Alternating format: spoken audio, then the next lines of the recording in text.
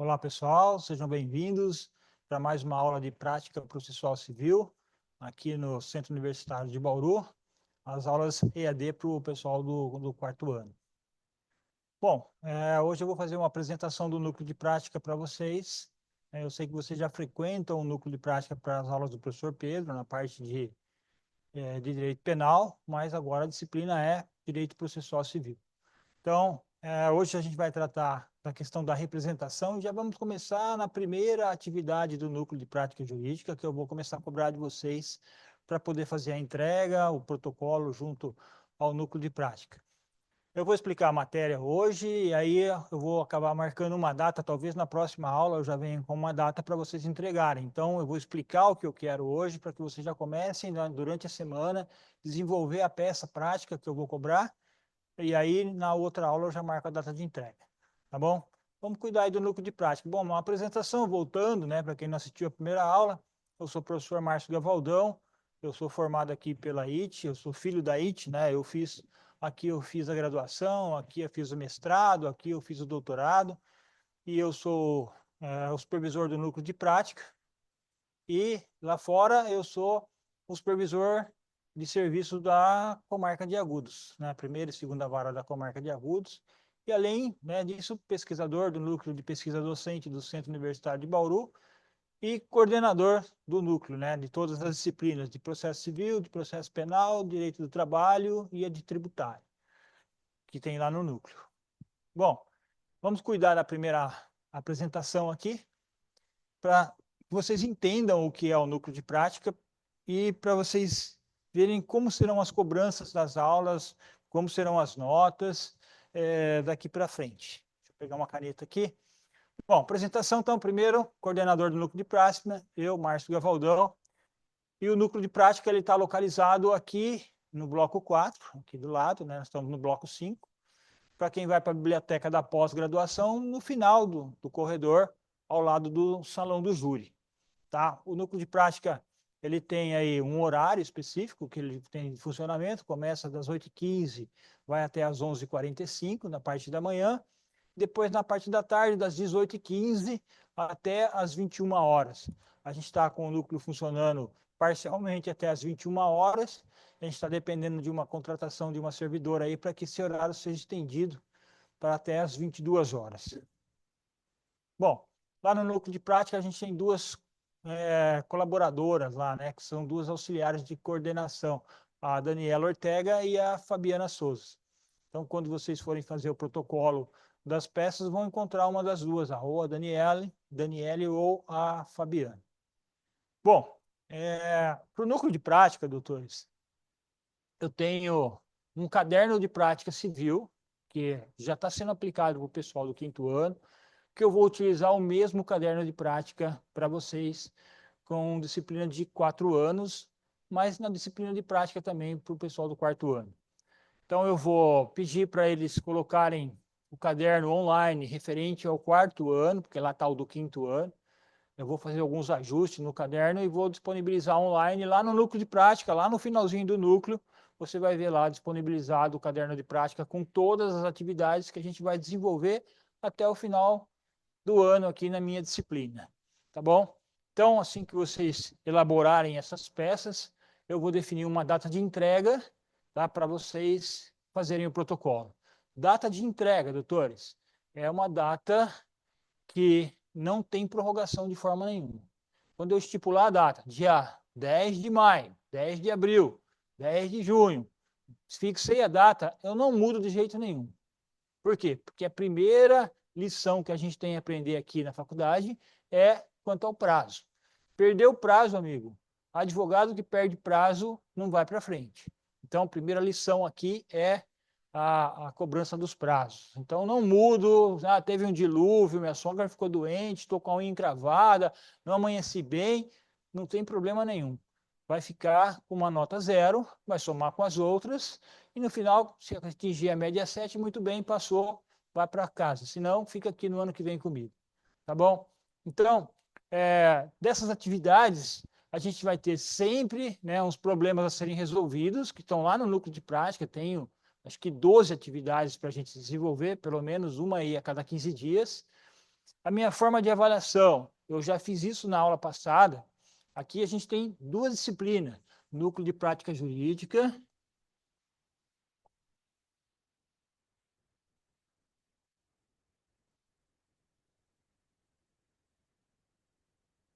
e Prática Forense.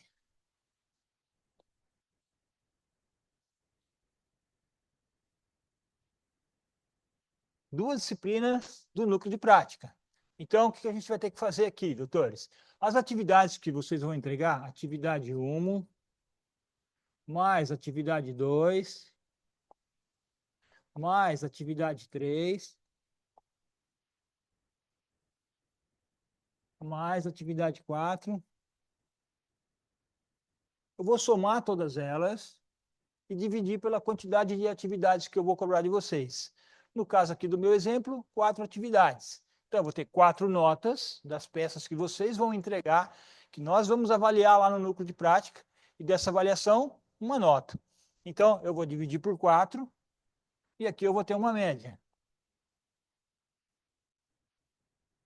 Essa média precisa ser pelo menos 7. São 4 notas 7 para que você seja aprovado. Se você não tiver 4 notas 7, tá reprovado, tem que fazer o núcleo de prática no ano que vem de novo. Matéria de núcleo de prática não tem exame. Então, se você deixar de entregar uma das peças, não entreguei a atividade 2. O que eu vou fazer? Vou somar as 3 atividades e dividir por 4, que são as peças que eu pedi. Se você conseguir obter média 7, mesmo sem entregar uma peça, que é plenamente possível, tirou 10 nas 3, tem 30 pontos. Dividido por 4, né, vai dar uma média 7. Não tem problema. Atingiu média 7, passou, foi embora. Tá bom? Então, essa é a forma de avaliação do núcleo de prática. Já na prática forense, eu vou aplicar uma prova, de acordo com o calendário.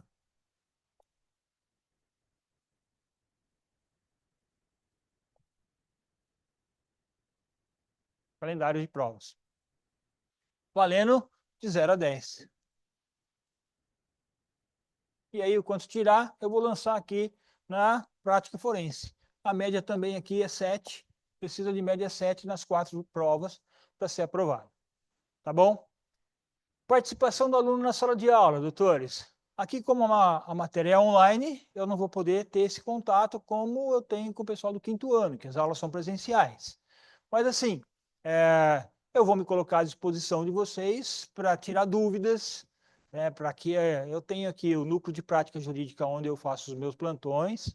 Então, me mande um e-mail, professor, preciso tirar uma dúvida, quando o senhor vai estar na faculdade? Vou estar tal dia, a gente agenda e eu espero vocês lá no núcleo.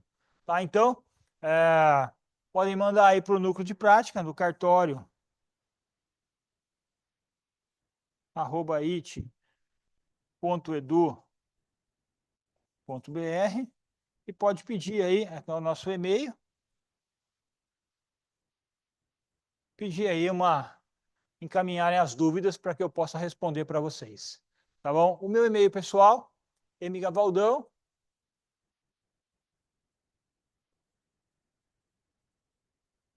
@uol.com.br,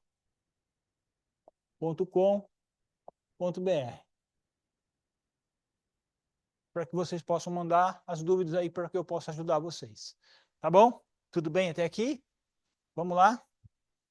Então, quando eu marcar a data de entrega, então a gente está aqui em umas aulas online, eu vou me organizar lá no núcleo para que não tenha colisão de datas com o pessoal do 5º ano, o pessoal que vai entregar a disciplina de direito penal, porque senão são muitos alunos no mesmo dia e eles não dão conta lá. Então, cada atividade, cada disciplina vai entregar as peças num dia certo. Então, o dia que eu marcar, vocês vão apresentar lá e vão fazer o protocolo. Então, sempre levem 2 vias, processos físicos, até que a gente vá no laboratório, faça o simulador de peticionamento eletrônico. Por enquanto, as peças serão físicas, protocoladas lá no núcleo. Levem sempre em 2 vias. Uma via que sirva de recibo, vai ser protocolada, vai receber um número, ela vai te dar uma via e a outra vai ficar no núcleo para que a gente possa corrigir. Tá? Então, fixei o prazo, dia 25 de abril.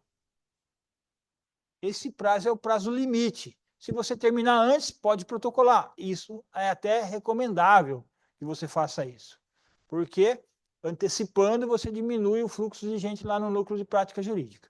Então, a data limite, às 21 horas. Se chegar lá 21h01, o núcleo está fechado, a sua nota está 0, tá bom? Então, quando vocês forem elaborar essas peças que eu vou passar para vocês, as peças práticas, tá? Vocês vão poder trabalhar em duplas, doutores. Então, eu vou deixar disponibilizado lá no núcleo de prática esse formulário aqui, ó, que é um cadastro de alunos. Esse cadastro de alunos aqui, vocês vão preencher o da dupla, o seu e o da sua dupla. Vou deixar lá no núcleo para vocês irem fazer isso lá. Peçam para a Daniele ou para a Fabiana esse cadastro para que vocês possam cadastrar, para que saiba quem são as duplas. Tá bom? Vão poder fazer esse trabalho em dupla e entregar uma única peça com o nome dos dois. Para que servem essas duplas, doutores? Para que um ajude o outro. Não é para, você faz as pares e eu faço as ímpares.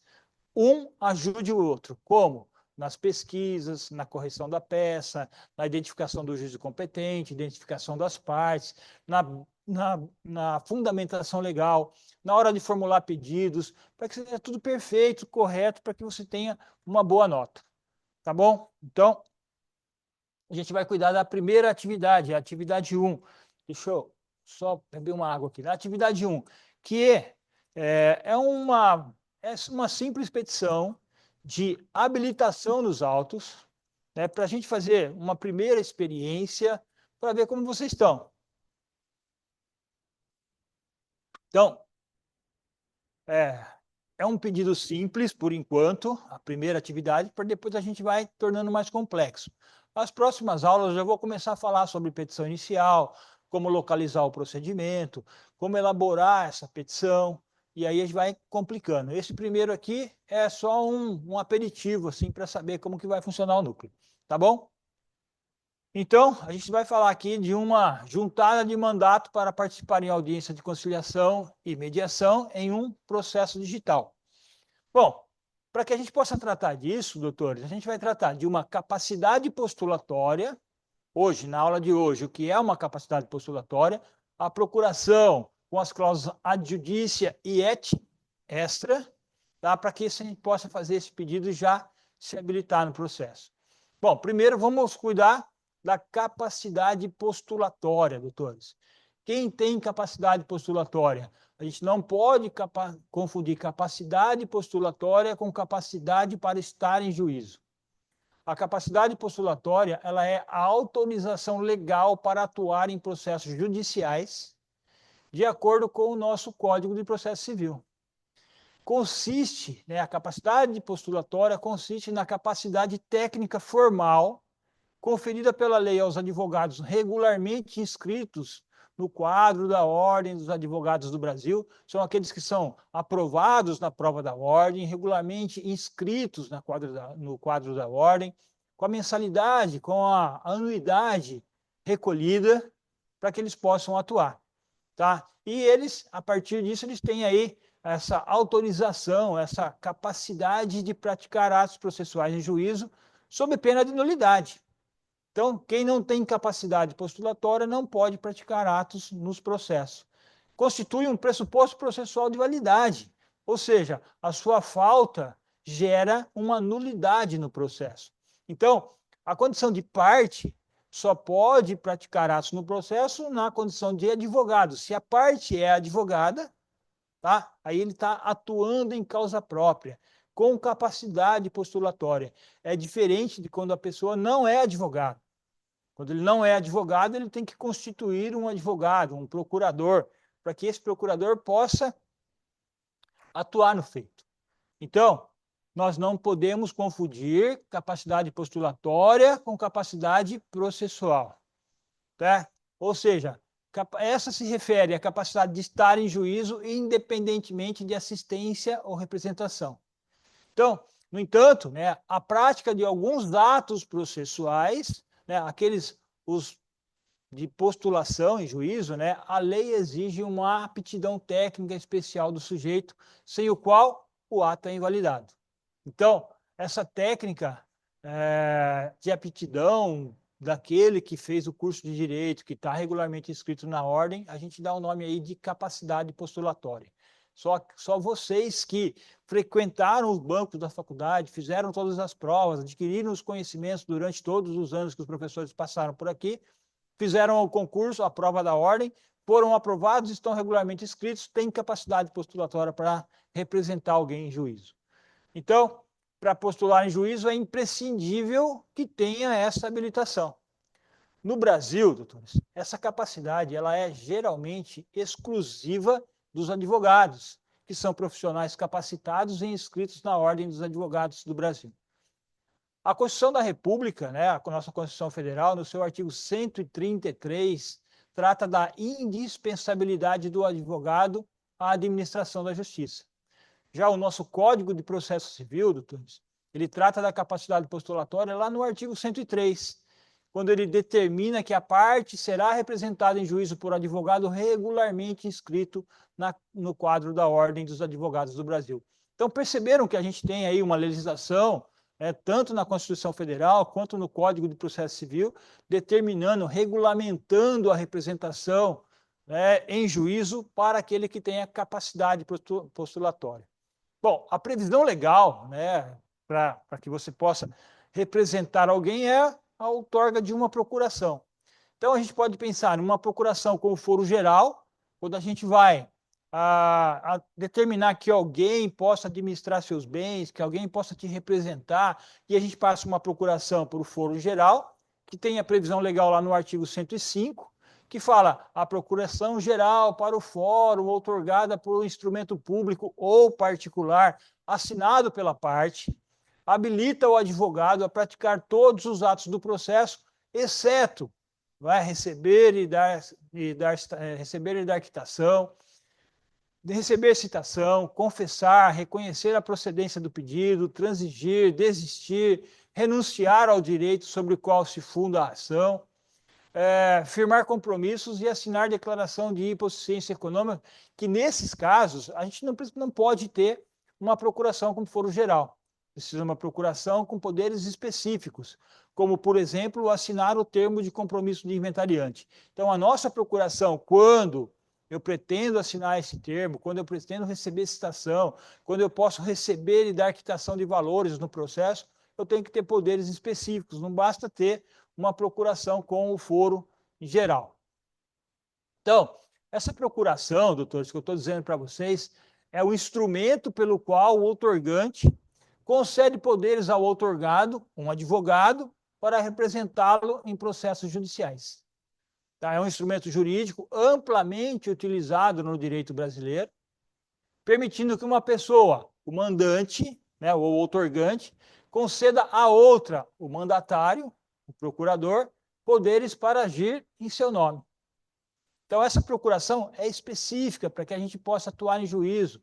Então, esse ato se fundamenta no princípio da representação, ou seja, a possibilidade de alguém, né, que realize negócios jurídicos ou participe de atos em nome de outrem, dentro dos limites estabelecidos naquele documento. Então, a gente pode estabelecer princípios, direitos e obrigações ali dentro da procuração para atuar restritamente em um único processo ou para processos em gerais, e ele juntaria essa procuração aí em vários outros processos. Bom, esse instrumento da procuração, a gente tem dois tipos aqui, né? A procuração ad judicia e a procuração et extra. Cuidando dessa representatividade, da possibilidade de praticar atos em juízo, da capacidade postulatória, vamos fazer uma diferenciação entre um e outro. A procuração ad judicia é um instrumento pelo qual o outorgante concede poderes ao outorgado, um advogado, para representá-lo nos processos judiciais. Permite que o advogado pratique todos os atos processuais em juízo que estão previstos nessa procuração em nome do cliente. Já a procuração et extra, a expressão latina et extra significa fora de ou além de. Então, em uma procuração ad judicia et extra, o et extra indica que os poderes conferidos pelo documento podem ser exercidos tanto na esfera judicial quanto na esfera extrajudicial. Ah, mas quando que a gente vai ter aí, na esfera extrajudicial, se eu tenho uma procuração adjudícia? Um exemplo bem prático disso é quando você estiver fazendo um inventário de uns bens deixados pelo falecido, esse inventário, doutores, vai precisar de um procedimento administrativo no posto fiscal. Então, esse procedimento administrativo no posto fiscal, eu preciso de uma procuração et extra para que você pratique atos fora do processo, como fazer o peticionamento, né, desse processo administrativo para apuração do ITCMD. Então, aí seria o ideal ter uma procuração adjudícia et extra, tá bom?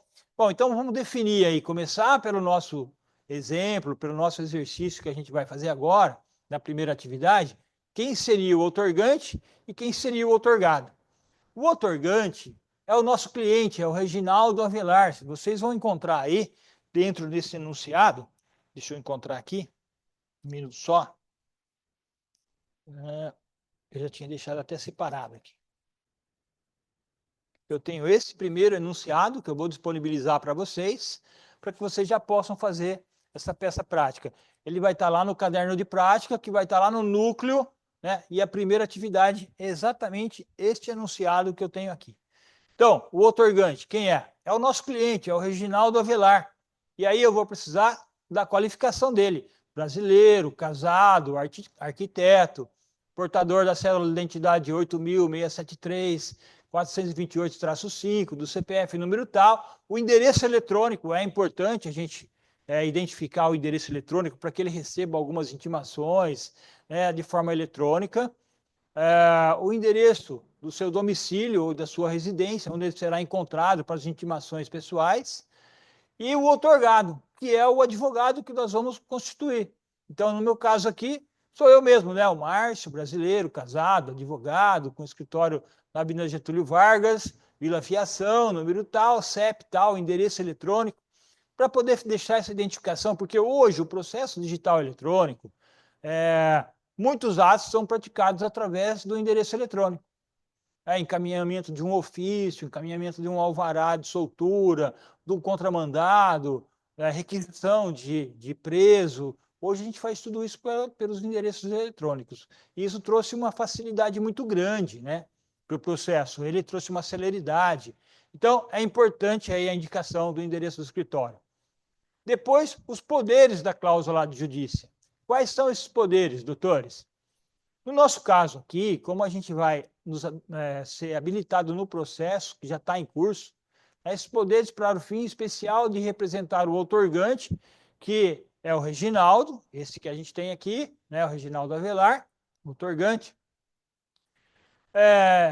em juízo, no processo ou em ação, em qualquer instância ou tribunal que forem os réus ou o autor, né, assistentes ou de qualquer forma participe de procedimentos nos quais sejam, podendo requerer medidas que forem necessárias, medidas preparatórias, medidas preventivas ou incidentes, variar de ações e intentar outras ações, usando os poderes conferidos pela cláusula ad judícia. Ainda mais os poderes de desistir, transigir, acordar, receber quantias, dar e aceitar quitação, agravar, apelar, protestar e levantar protestos, penhorar e sequestrar bens, promover arresto, sequestro, prestação de calções, firmar compromissos, inclusive o de inventariante, optar em procedimento de inventário pelo rito de arrolamento sumário, acompanhando em todas as fases processuais, renunciar heranças, fazer exposições amigáveis e requerer perante as entidades públicas, privadas ou associativas, enfim, requerer o que for preciso, né, para o fiel desempenho e das obrigações decorrentes deste mandato, podendo subestabelecê-lo com ou sem reserva de iguais poderes, especialmente para atuar nos autos da ação de divórcio, processo 1074-574-24 de 2024, que a ação já foi proposta aqui na comarca de Bauru, por Valéria Avelar, que tramita perante a 5ª Vara da família e sucessões dessa comarca de Bauru.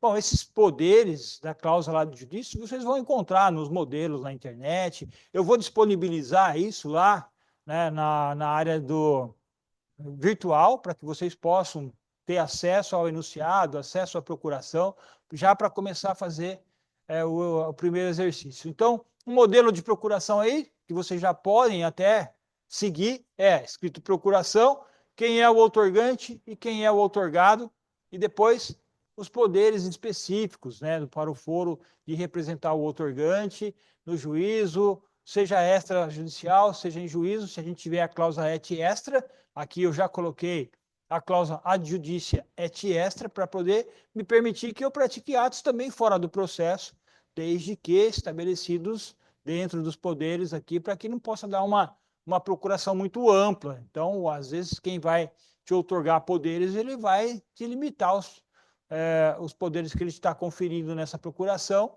para que fique limitado ao processo e, no máximo, né, um procedimento administrativo que seja necessário em razão do processo. No final, quem vai assinar é o Reginaldo Avelar. Advogado não assina a procuração. Quem assina é o outorgante. O advogado, o outorgado, é aquele que recebe os poderes. Tá? Então, a procuração está aí, definida para vocês. Tudo bem até aqui, doutores? Alguma dúvida que eu tenha que explicar? Pode me mandar uma mensagem, pode receber, para que eu possa responder para vocês, tá bom? Bom, o enunciado consiste mais ou menos isso, tá bom? Eu já deixei aqui para vocês darem uma olhada. Valéria Monteiro Avelar, brasileira, casada, recuperadora de créditos, portadora da cédula de identidade, número tal, do CPF, número tal, endereço eletrônico valeriaavelar@uol.com.br, residente domiciliada na Avenida das Bandeiras, número 874, Vila Progresso, na cidade de Bauru. Ela ingressou com uma ação de divórcio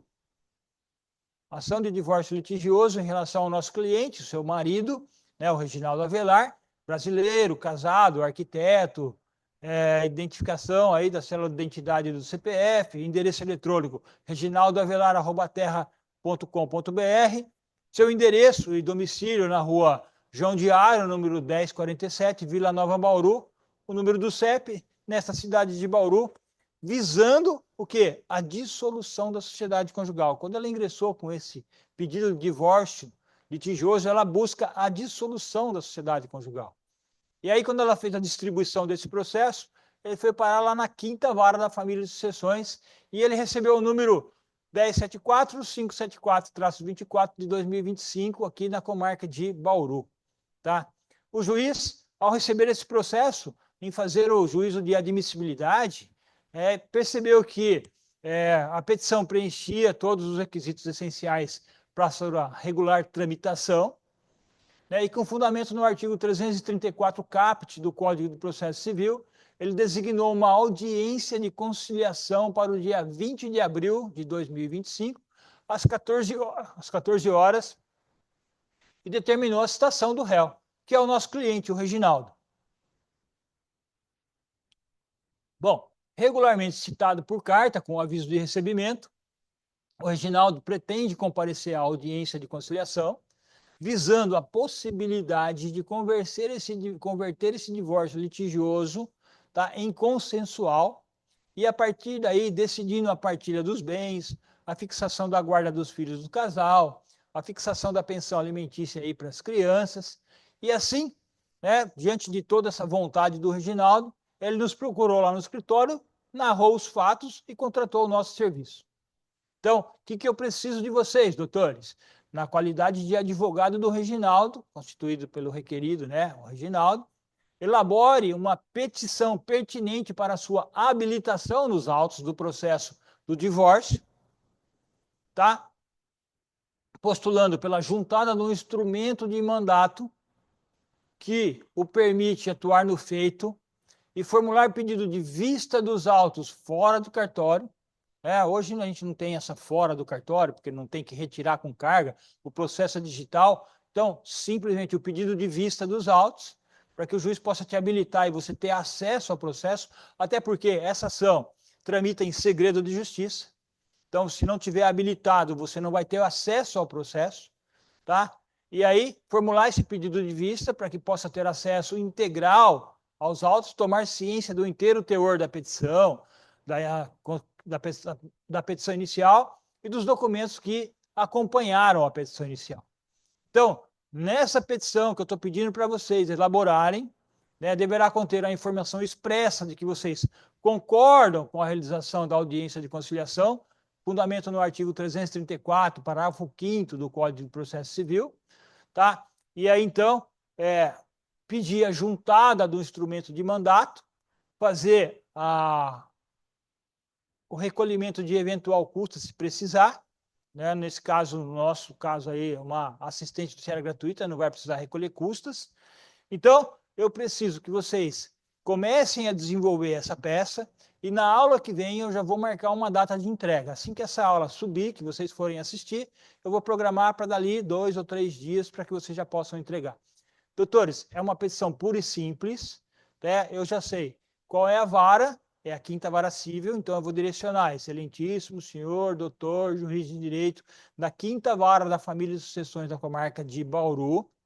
Dá um espaço, começa identificando o Reginaldo, devidamente citado nos autos da ação de divórcio litigioso promovido por sua esposa Valéria, faz a qualificação dos dois, vem perante Vossa Excelência, por intermédio do seu bastante procurador, que essa subscreve, com escritório na rua Getúlio Vargas, 525, e aí indica o endereço do escritório, vem perante Vossa Excelência, requerer o quê, doutores? A juntada do instrumento de mandato, a procuração, pedindo a sua habilitação dos autos para que possa ter vista dos autos fora de cartório ou a vista integral dos autos, tá? E ainda, dizer que concorda com a audiência que a ela irá comparecer, visando uma composição amigável, pensando na conversão do processo litigioso em consensual, para que o juiz possa autorizar a sua habilitação e você ter acesso ao processo. Essa audiência de conciliação prevista neste processo vai acontecer lá no Sejusc. Então, o Sejusc é um braço do Poder Judiciário, onde se faz as audiências de conciliação de todos os processos que ingressam no Poder Judiciário. A gente viu que o Código de 2015 trouxe a novidade do procedimento comum, né, que dentro do procedimento comum, a primeira decisão do juiz é designar uma audiência de conciliação e determinar a citação. Quando estabelece a citação, foi citado e designa essa audiência de conciliação, a ideia é trazer tudo para dentro de uma sala de audiência, autor, o réu, o promotor, porque ele vai ter obrigatoriamente que atuar nesse processo, porque tem aí incapazes os filhos, nos termos do artigo 178 do Código de Processo Civil, mas o conciliador previamente preparado pelo Tribunal de Justiça para atuar no Sejusc como conciliador, para que ele possa recepcionar as pessoas, acolhê-las, né, deixar elas à vontade para que elas possam discutir, chegar a um consenso, convertendo esse processo digital litigioso em consensual. E aí, convertendo em consensual, a gente vai poder estipular para quem vai ficar a guarda dos filhos, qual será o valor da pensão, qual será o horário de visita que os pais poderão ter, né, qual é o acompanhamento. Definido tudo isso, doutores, com a anuência do Ministério Público que deve atuar nesse processo, o processo deve ser homologado. Então, é uma homologação por sentença da vontade das partes, já faz a dissolução da sociedade conjugal, o juiz já determina a expedição de mandado de averbação para o cartório de registro das pessoas naturais aonde os dois casaram, para que possa averbar lá na certidão de casamento que, em data do dia 8 de abril, eles se divorciaram por sentença do juiz da 5ª Vara Civil. Isso vai ficar averbado lá na certidão de casamento. Isso dá a possibilidade deles até casarem de novo. Tá bom? Então, inicialmente, o que eu preciso para hoje é uma petição pura e simples, numa simples folha. Está aqui a minha. É uma petição pura e simples, uma petição, a procuração que vocês vão juntar. Então, o enunciado, vou deixar à disposição lá no núcleo para vocês. Vou deixar lá o protocolo, o cadastro de alunos, para que vocês possam indicar quem serão as duplas. já podem começar a comparecer lá no núcleo para preencher isso. Conversem com a Daniele lá, que eu vou deixar ela orientada nesse sentido. Tá bom? Gente, por ser só a primeira atividade, a gente tratar de uma representação processual, da capacidade postulatória, da capacidade de estar em juízo, da habilitação dos processos digitais. Eu acho que por hoje é só, vamos encerrar nossas aulas por aqui. Agradeço a todos, até a próxima aula. Bons estudos para vocês. Até a próxima, doutores. Muito obrigado. Fiquem com Deus.